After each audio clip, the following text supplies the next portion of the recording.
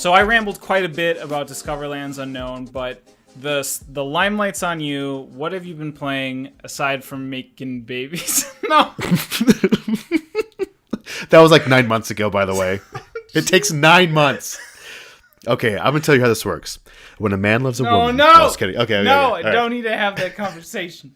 I know how it works. It's a baby stork that comes in and gives exactly. All right. My God. Okay, so I'm just gonna move on with that. Move on, please. So one game I've been playing, I played recently, is GKR Heavy Hitters from Weta Workshop. It is designed by Matt Hyra. Artists are Larry Greer, Christian Pierce, and Paul M. Tobin. It was published both by Cryptozoic in conjunction with Weta Workshop. Primarily, it's a Weta Workshop game. I think Cryptozoic just had a distribution stuff going on with it. Correct. Because this is like full-on Weta Workshop. The awesome miniatures. Now, these are guys that do special effects for movies. If you look them up, you'll see just a ton of movies that they've done. I think Lord of the Rings is what really put them on the map, for me at least. But this game is a giant miniature, and by giant I mean like these things are standing like 8 to 10 inches tall, and they're pre-painted mechs, and you're fighting in this like dystopian city, and ultimately what you're doing is you're fighting for destruction rights. And so it's not like, this is not a violent game. Like, no one actually dies in this game. Everything is abandoned already, and you're just trying to get scraps, I guess. And the person who wins gets the rights to demolish it, or something like that. It's a loose story. That's not what the point of this game is. But Hapsy. What you're doing is wait, what? Hapsy. Yes, Hapsy. That's right. Hapsy. And so you're also playing for sponsors, so people will sponsor you and they'll give you like different abilities, but ultimately everything is done through cards. It's actually a very fluid game. First, what you're doing is everyone will move their mechs around. Everyone also has supporter mechs that they can put out, and these small supporter mechs will be they can help you repair, they can help you target other mechs, or they can help you repair, or just also do combat as well. But then your cards are what's doing everything. And what's fun about this is that each faction is unique. They all have the same types of weapons, meaning they all have a primary weapon, they all have a couple secondary weapons, and other systems like that. But every mech's primary weapons are completely different. And you can choose, at the beginning of the game, you choose which weapons you're going to use, and you're building this unique deck of 25 cards. And these cards are also your health points, your hit points. So everyone will go ahead and in the combat phase, they'll choose which cards they're going to put out in a row. And everyone has energy that they'll be spending to move and to play these cards. And then every card also has a numerical value assigned to it, and that's the speed of the card. And that allows them, or just says what order all the weapons are going to fire at what time, because there is not a duplicate number of numbers. So it goes from fastest to slowest, and after you're moving, there's the mechs have directions where they can shoot, and they have a flank side where people can shoot from behind them to get better accuracy for them or something like that. But the point is that it flows really well, and it's such a fun game to just kind of take these mechs and romp around the city and just attack each other. Actually, the reason we play this is because a buddy of mine, we were playing Root the week before, and he just got hosed. Like, he just got demolished, and he was really angry about it. So he's like, I just want to play a game where all we do is kill each other. I was like, well, that's actually what Root is. Yeah, but that's exactly what Root is. Yeah, that's exactly what Root is. But this is more just kind of like Rock'em Sock'em Robots with cards. And so after everyone's attacked and things are blowing up, depending on where you're standing, if you're standing next to a building, you can tag it, and you put a little token of your color on top of a building. And these are, once again, 3D buildings that are about as tall, if not taller, than the mechs themselves. And so it has this great table presence. It's been out for a while. This game's been out for maybe a year now. Mm-hmm. Nah, that seems a bit long. Yeah. Getting close. I'd say about a year. Getting close to about a year. Yeah, I would say. Getting close. And it's one that I always want to play more. I played it at 4 players this last time, and it's just fantastic at 4 player counts. It is a bit of a longer game. It probably took us 2.5 hours to play at 4 players, and that's after learning.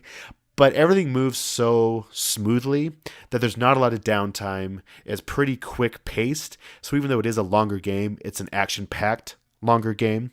But they just released a couple new factions that I was super excited to hear about. But then when they said the price, it's like $120 to get these two new factions. Yeah. Exactly. That's more than the base game.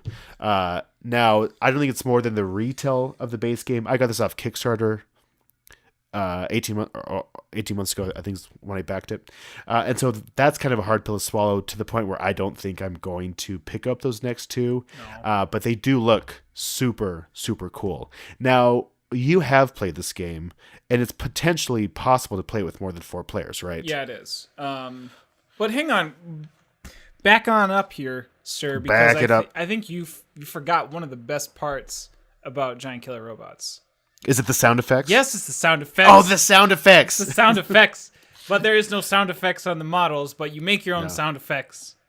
You do. It's really hard not to. Like, you'll be playing with it, and since they're so beautifully crafted and detailed, like...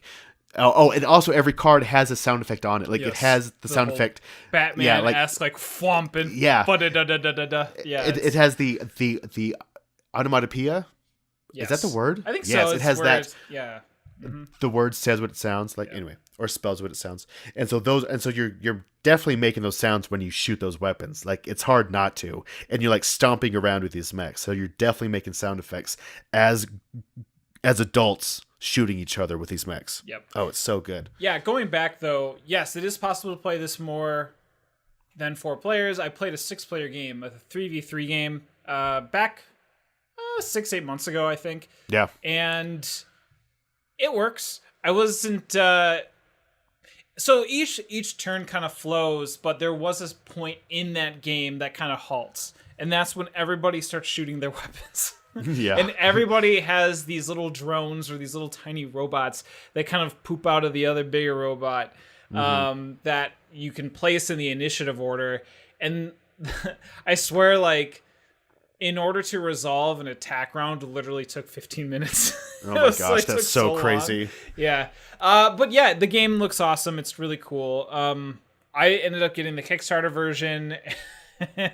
And 2 of my friends also got the same game, so there was like no reason for us to own it. And so I did sell my copy relatively close to when I got it.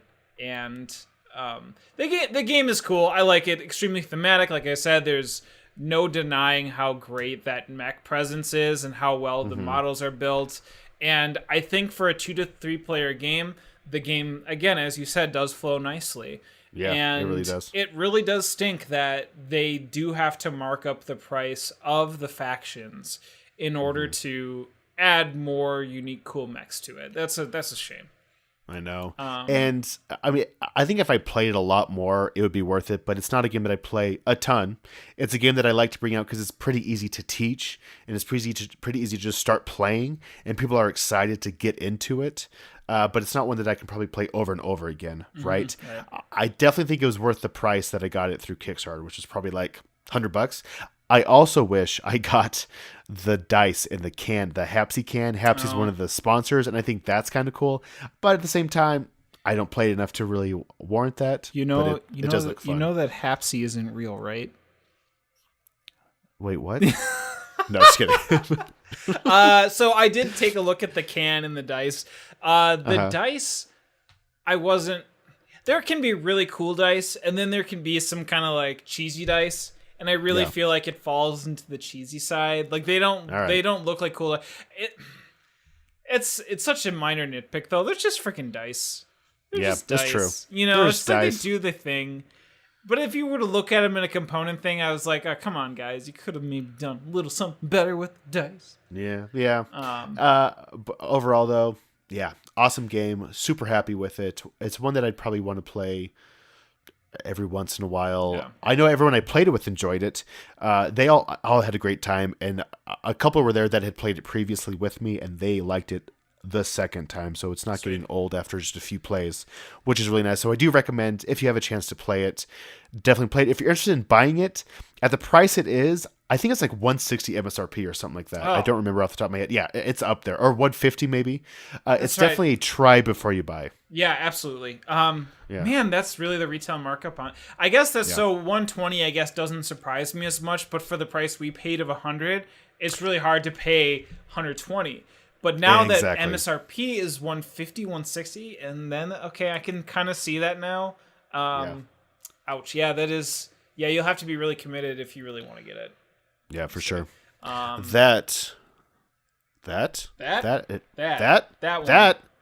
game is GKR Heavy Hitters by Weta Workshop.